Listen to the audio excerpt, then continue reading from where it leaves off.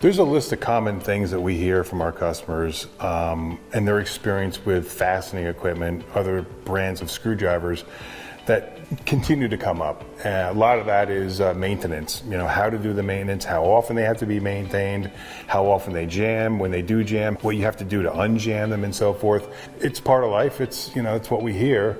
But what's interesting is that we've actually taken all of those things that we've heard and we have a workaround for all of it. For example, you might have a customer that says, the machine works okay, but when we have to change the bit, we got to take the whole machine, we got to shut it down, we got to get a tool maker, he's got to take the whole thing apart to change the bit. This just happened recently, actually, and I was there, and I was at the customer, I was looking at this, another brand screwdriver. I'm like, how do you change the bit in this thing again?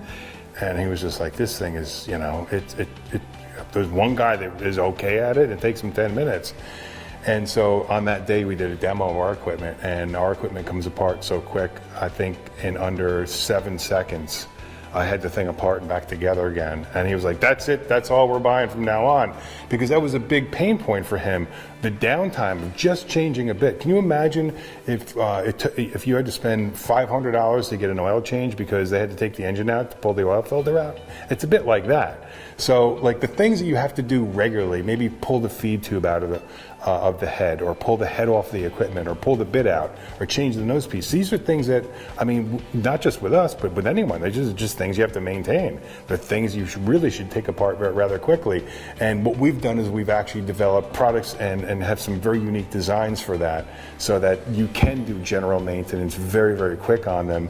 And sometimes that's just worth the price of admission, just that. Because you've got to think, if a customer has 50 screwdrivers and it takes them 10 minutes to change the bit on each one of them, and they have to change them once every few days or once a week or once every 2 weeks, that's a lot of downtime.